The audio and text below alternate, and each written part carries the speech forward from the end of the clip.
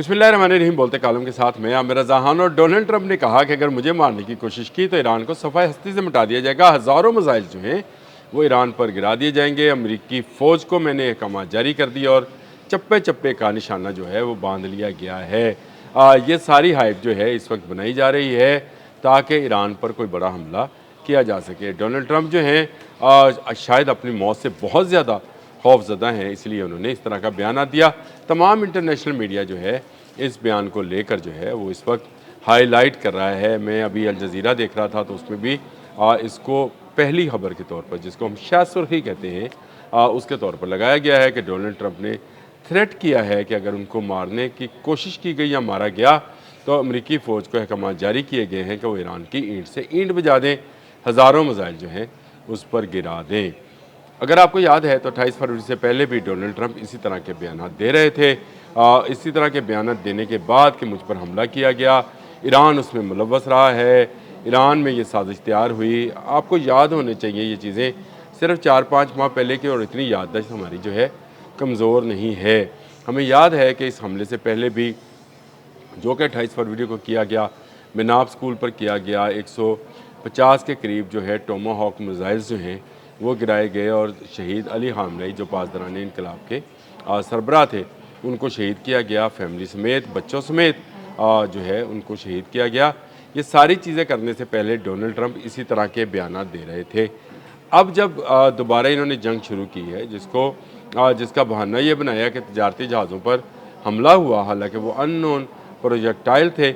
इस पर भी मैं आपको बता दूं कि अब्बास अरागची का एक ट्वीट मौजूद है जिसमें उन्होंने ये कहा कि कोई तो है जो ईरान और अमेरिका के दरमियान दोबारा जंग शुरू कराना चाहता है, कोई तो है जो चाहता है कि अमन माहिदा के जो MOU है वो सबोताज किया जाए, कोई तो है जो चाहता है कि न्यूक्लियर के हवाले से जो मुज़ाकरात हो रहे हैं वो ख़राब हों।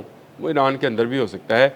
ये ट्वीट मौजूद है और इस ट्वीट की मौजूदगी में आपको अंदाज़ा होगा कि ये कोई तो है जो है ये कौन है। जी हाँ, ये वो लोग हैं जो कि नहीं चाहते हैं कि इस खत्ते में अमन कायम हो, वो अपनी बालादस्ती चाहते हैं, चाहे वो ईरान के अंदर भी हैं।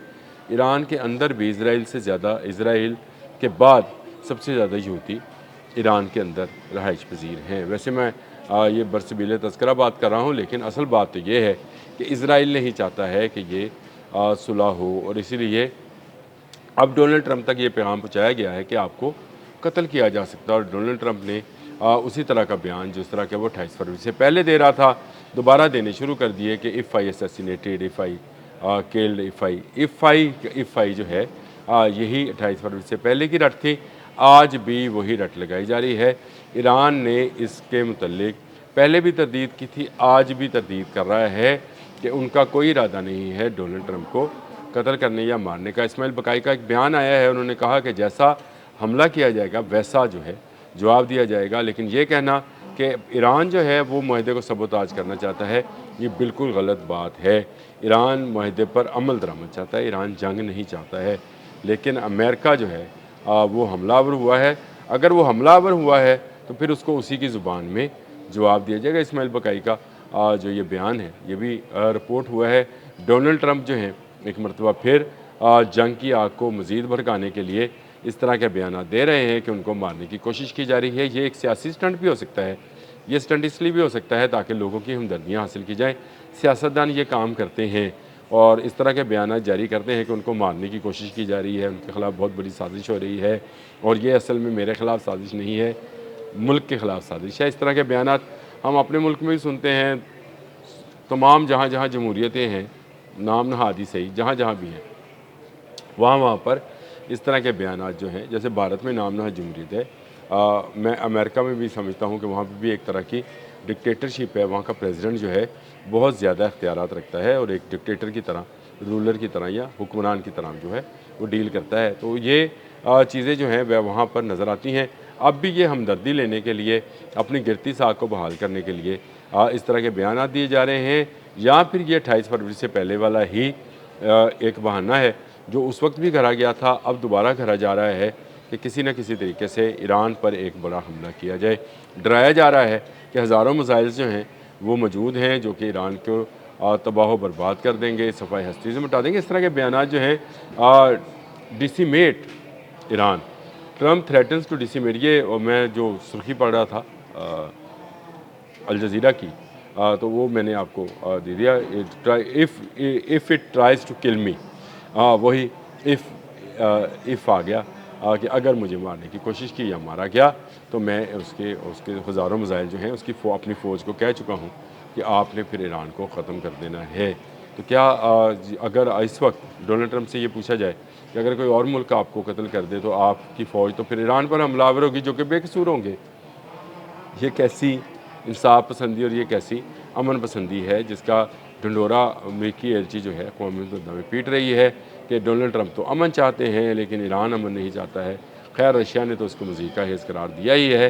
पाकिस्तान ने दोनों फ्रीकैन को जो है मिलकर बातचीत करने पर कहा है कि उनको आमादा होना चाहिए और दोबारा से वो अमन जो कि खो गया है आपने हरमज़ में कहीं, उसको दोबारा तलाश करके दोनों मुल्कों को टेबल पर बैठना चाहिए। लेकिन बीच में जो भी है, जो डोनाल्ड ट्रंप तक ये बात पहुंचा रहे हैं, जो मेरा अपना ज़ाती ख्याल है कि मोसाद है और जो कि CIA के ज़रिए डोनाल्ड ट्रंप तक ये बात पहुंचा रही है कि ईरान आपको मारना चाहता है।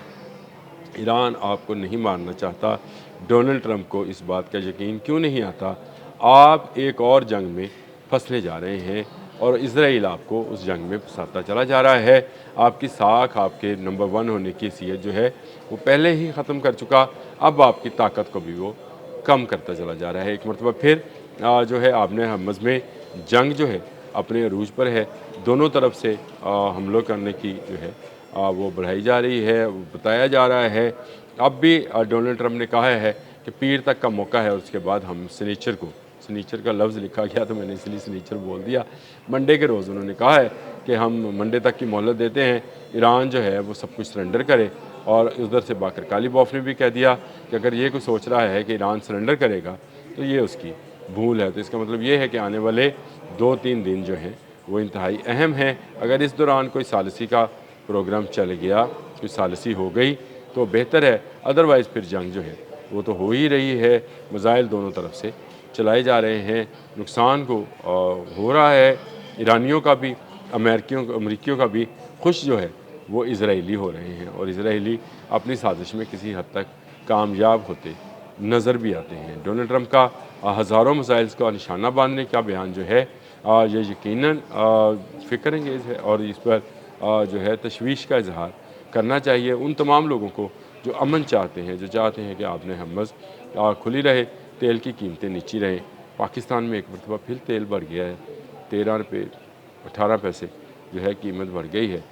इस पर भी एक व्लॉग करना है मुझे, लेकिन इस वक्त तक तो डोनाल्ड ट्रंप सिर्फ धमकियाँ लगा रहे हैं। अब तक के लिए इतना ही। अल्लाह हाफ़िज़।